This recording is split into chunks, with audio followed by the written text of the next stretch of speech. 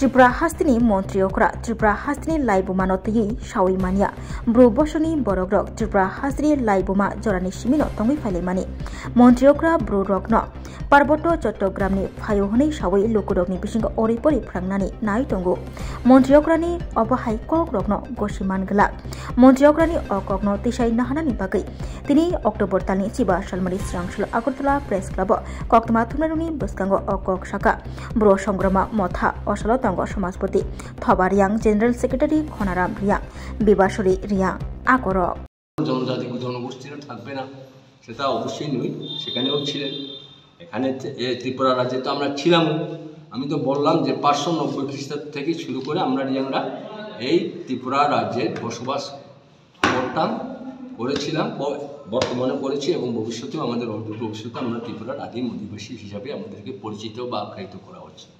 সুতরাং বাংলাদেশি বা বাংলাদেশ সৃষ্টি হয়েছে 1971 সনে।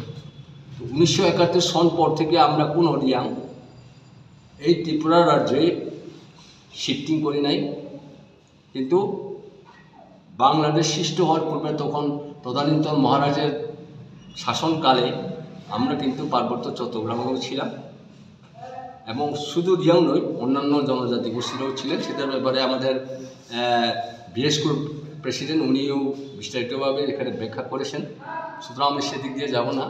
তবে আমরা নিশ্চয়ই বিভিন্ন রকমভাবে যেরকম সমালোচনা হয়েছে সেটাকে একটা সমালোচনার জন্য সমালোচনা না করে, ইতিহাসকে উপেক্ষা না করে, ইতিহাসকে আমরা নিশ্চয়ই সত্য বলে স্বীকার করে দিতে হবে। আমরা ত্রিপুরা রাজ্য থেকেই হোক, চট্টগ্রামে হোক, পার্বত্য চট্টগ্রামে হোক, আমাদের রিয়াংরা এখন মিজোরামে রয়েছে, আসামেও আছে। তো মিজোরাম থেকে কিছুদিন মানে সেই 1996 সন থেকে হাজার হাজার রিয়াং পরিবারগণ আমাদের ত্রিপুরা রাজ্যে ওনারা রয়েছেন। ওনাদেরকে নির্যাতন করা হয়েছে বিভিন্নভাবে। ওনারা অতিষ্ঠ হয়ে সেখানে সহ্য করতে না পারেও আমাদের ত্রিপুরা রাজ্যে প্রবেশ করেছে। এই বলে ওনাদেরকে বিভিন্ন রকম নিফুজি বলে ব্যবহার করা হতো, ট্রিট করা হতো।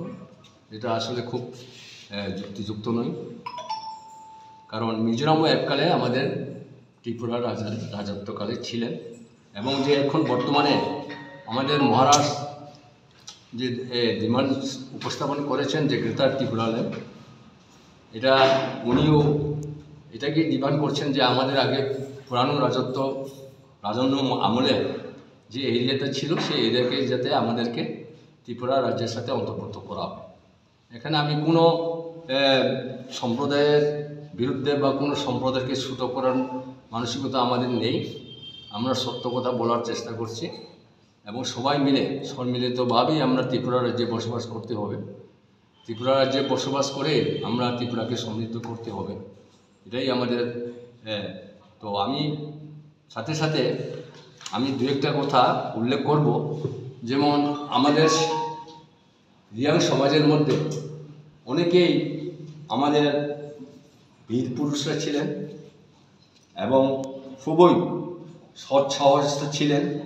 বিভিন্ন রকম সেই প্রিস থেকে শুরু করে পিয়াস থেকে শুরু করে বিভিন্ন রকম, আমি এর মধ্যে উল্লেখযোগ্য হলো, আপনারা সবাই জানেন, ইতিহাসে লেখা আছে বা বিভিন্ন গ্রন্থেও এটা উপস্থাপিত করা রয়েছে যে সেনাপতি রায়চাঁদ রায়সর, এটার রাজা ধর্মমাণিক্য আমলে এবং মাতা ত্রিপুরেশ্বরীর মন্দিরকে যেটা স্থাপন করা হয় সেখানেও আমাদের রিয়াংরাই, আমরা সেখানে বর্তমানেও আমাদের রিয়াং পুরোহিতরা মশাল প্রদর্শন করতে হয়।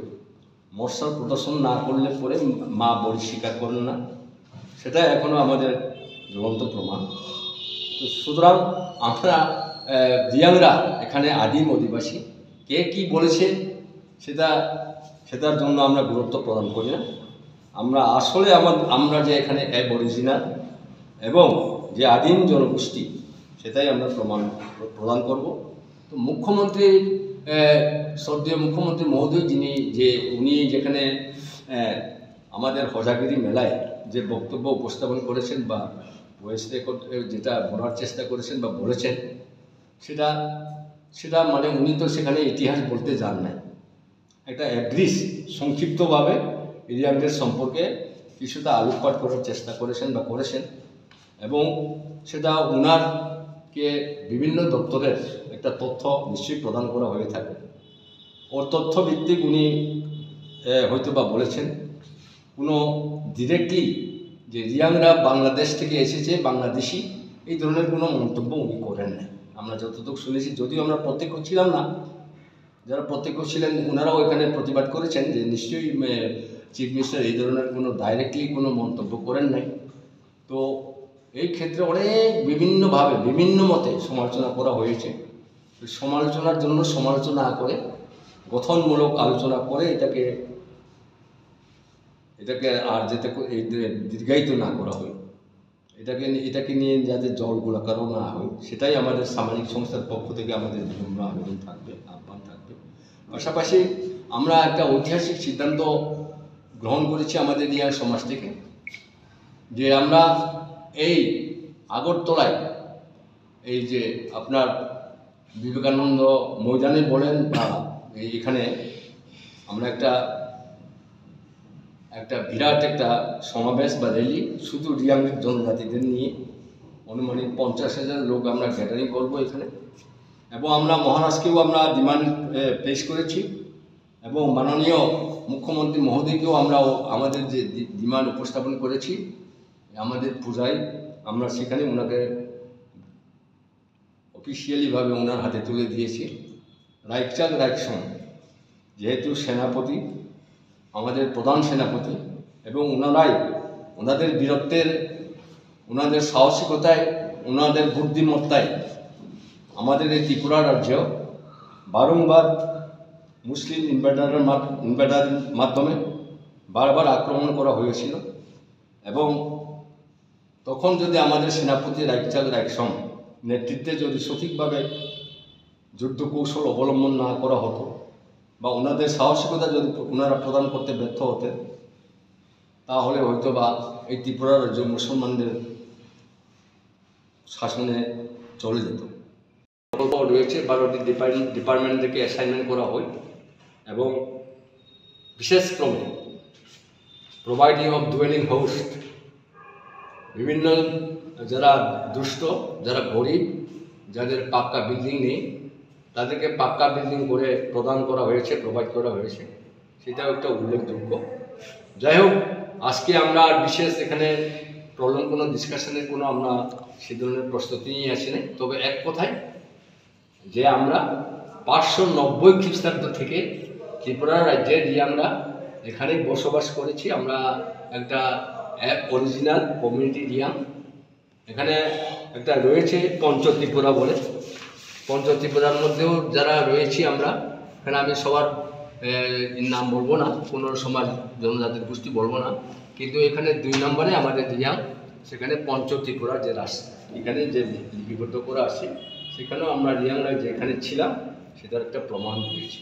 তাই সুতরাং রিয়াং যে বাংলাদেশ থেকে এসেছে এই ধরনের মন্তব্য বা এই ধরনের একটা বিরোধ প্রতিক্রিয়ার কোনো সুযোগ করা বা মানে এই ধরনের একটা মন্তব্য করার কোনো সুযোগ থাকে না। তা আমরা প্রথমেই আমরা যে রিয়াং অরিজিনাল সেটার সপক্ষে আমরা জোরালোভাবে বক্তব্য উপস্থাপন করার চেষ্টা করেছি, এবং আর যাতে এই মুখ্যমন্ত্রীর বক্তব্য নিয়ে তেমন যাতে সমালোচনার জন্য সমালোচনা না করে এটাকে সদর্থকভাবে লক্ষ্যক্রমে এটাকে যাতে সমাধান করা যায় সেটার ব্যাপারে আমরা অবশ্যই অনুরোধ রাখবো। তো পাশাপাশি মাননীয় মুখ্যমন্ত্রী শ্রদ্ধেয় ত্রিপুরা সরকার মাননীয় মুখ্যমন্ত্রী মহোদয়কে আমাদের পক্ষ থেকে একটা আহ্বান রাখবো, অনুরোধ করবো বিনম্রভাবে। উনি তো সেখানে ইতিহাস বলতে যান নাই, একটা ব্রিজ বা সংক্ষিপ্তভাবে বলেছেন, সেটা যদি উনি একটু সুদৃষ্টিক্রমে সেটাকে একটু ডেলিভারি প্রদান করেন, যে উনি এইভাবে বলেছেন, চট্টগ্রামে যে ছিলাম আমরা রাজন্য আমলে রাজার শাসিত অঞ্চল ছিল সেগুলো, তখন সেখানে আমরা রিয়াংরাও ছিলাম, বিভিন্ন সম্প্রদায়ের লোকরাও ছিলেন, আমরা ত্রিপুরাতেও ছিলাম, সেখানেও ছিলাম, এবং সে বাংলাদেশ সৃষ্টি হয়েছে মাত্র 1971। তাই বাংলাদেশি বা বাংলাদেশ থেকে এসেছেন সেটা কোনো মতেই গ্রহণযোগ্য নয়, এবং এটা বাস্তব নয়, কোনো ঐতিহাসিক সাথে মিল নেই। তাই আমি মাননীয় আমাদের আজকে যারা এসেছেন সাংবাদিকদেরকে সবাইকে আমার আন্তরিক প্রীতি শুভেচ্ছা। বলতে পারি হুসেন শাহের কামান, সেটা সেনাপতির একজন নেতৃত্বে আমরা ছিনিয়ে এনেছি এখানে, এবং দীর্ঘদিন কামান চুমুনি বলে এখানে আখ্যায়িত করা রয়েছে।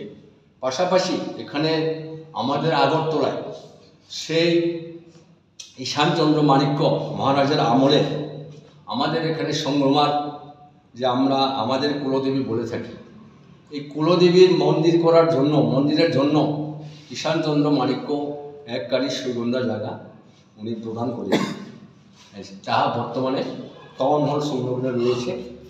এবং আনন্দময়ী আশ্রম বা সংঘ ওনারা ইলিগেলভাবে এনক্রোচ করে বসে আছেন।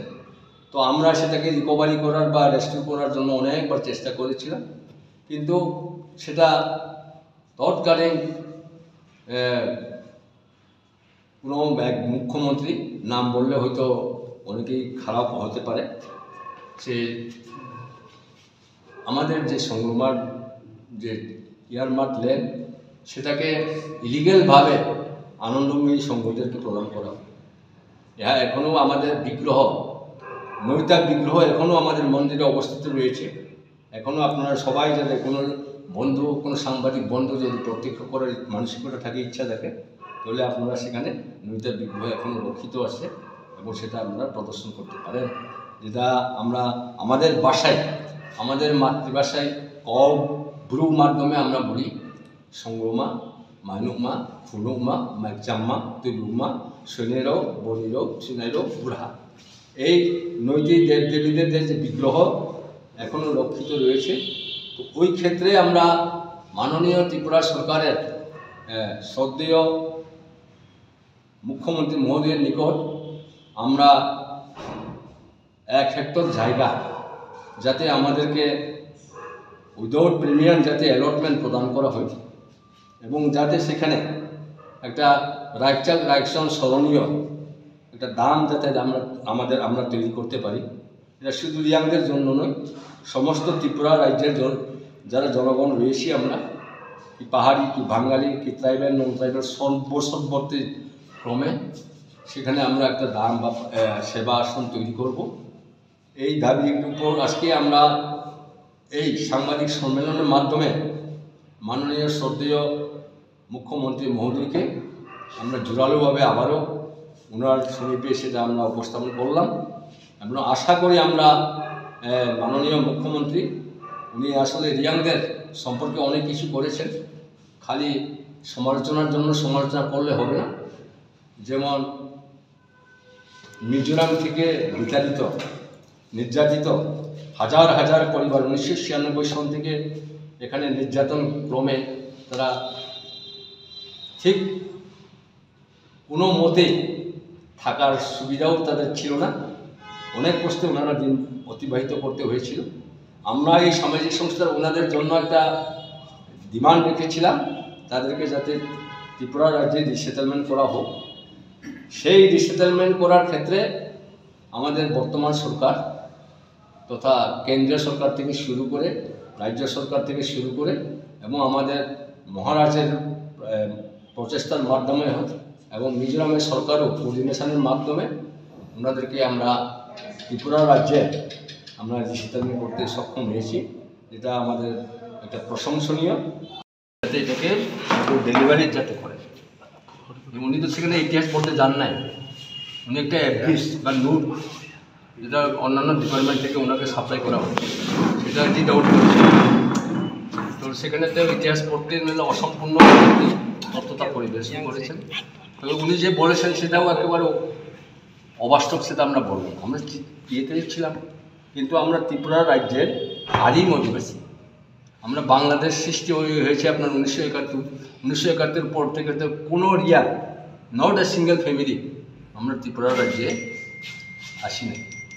আমাদের রাজন্য আমলে পার্বত্য চট্টগ্রাম থেকে শুরু করে আপনার এই বিভিন্ন এগুলা, যেমন আমাদের পার্বত্য চট্টগ্রাম, তারপরে চাকলা, হোশাঙ্গাবাদ, এগুলো তো রাজার দেশে ছিল, মিজোরামও রাজার দেশে ছিল।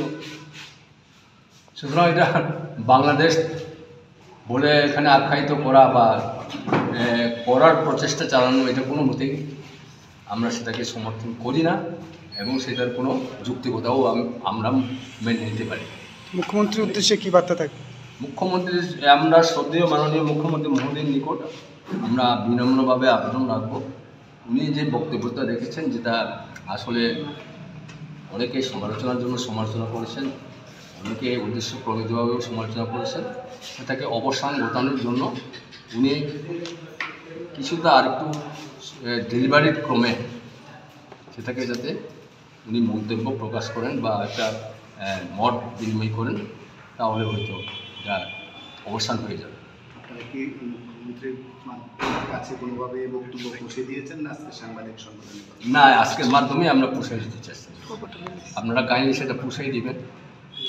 একটা বিষয় হচ্ছে, যারা এই ইস্যুতে এটা আপনারা শুনেন, আপনারা তো সাংবাদিক বন্ধুগণ, তো জানি বন্ধুগণ, এটা যে অবাস্তব, অকল্পিত, অভাবনীয় এই ঘটনা নিয়ে আমি এখানে একটা হইচই শুরু করবো, সেটা কোনো মতেই আমরা সেটাকে অ্যাকসেপ্ট করি না।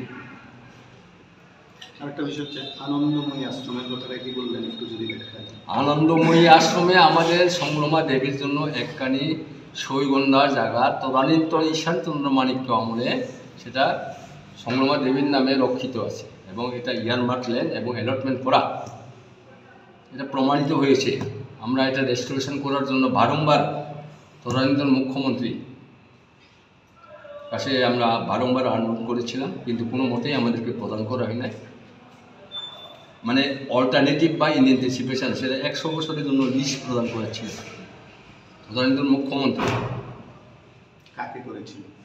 আনন্দময়ীদের লিস্ট প্রদান করা হচ্ছে। হ্যাঁ, ওই 100 বছর টেনিউরটা ওভার না, 99 বছর, সে 100 বছর সেটা ওভার না হলে পরে সেটাকে আর আমরা মানে কী বলে গভর্নমেন্ট সেটাকে নিষেধ দিতে পারছে।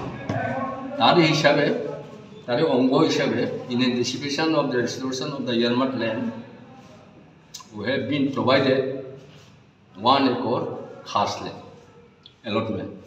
একটা হলো চারমারিতে, আর একটা হলো ওই বালুকাতিরা যেটা বলা হয় আইএলসের সঙ্গে, এখানে আমাদের সুয়াকানি আনেকানি জায়গা দেওয়া হয়েছে। তবে আমরা আমাদের যে আসল জায়গা, হ্যাঁ, তমলের সঙ্গে, এখানে আপনারা দেখলে এখনো বিগ্রহগুলো আছে, দেখতে পাবেন 9টা দেবদেবীদের বিগ্রহ আছে এবং ওখানে পূজা পার্বণ করাও। আমরা আসার পরে আমরাও করে যাই। এখানে যারা পুরোহিতরা রয়েছেন ওনারাও করে থাকেন, তবে ওনারা তো আমাদের মতে করতে পারতেন না, ওনারা ওনাদের মতেই করেন। এই ক্ষেত্রে আমরা যেহেতু আমাদের একটা লক্ষিত এবং একটা ইয়ারমার্ক ল্যান্ড, সেটা আমরা অবশ্যই আমাদের যে লিস্টটা টেনিউরটা শেষ হলে পরে অবশ্যই আমরা সেটা ডিমান্ড করব। তো আমরা প্রথমেই ব্রু সংগ্রামান্থ, আমাদের সংগ্রামা মানে আমাদের কুলদেবী, রিয়াংরা পরম্পরা তথা রিয়াং সমাজ সৃষ্টি হওয়ার পর থেকেই আমরা সংগ্রামা দেবীকে পূজা করে থাকি। তাই এক কথায় আমরা সংগ্রামা দেবী আমাদের কুলদেবী। আমরা জন্ম থেকে শুরু করে মৃত্যু অবধি আমরা এই সংগ্রামা পূজা করে থাকি। আমরা প্রতিটি রিয়াং পরিবার যারা হিন্দু ধর্মে বা সনাতনী, তারা আমরা এই সংগ্রামা দেবীকে পূজা করে থাকি। এখন আমরা শুধু পাড়ার ভিত্তিক, পরিবার ভিত্তিক বা এলাকা ভিত্তিক নই, আমরা এখন স্টেট লেভেল তথা রাজ্য ভিত্তিক আমরা সংগ্রামা পূজা উদযাপন করে থাকি।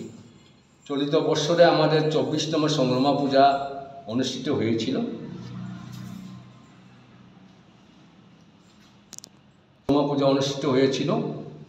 আমাদের বীরচন্দ্র মনেতে। আমাদের সেই তারিখটা ছিল 22 এবং 23 সেপ্টেম্বর 2025।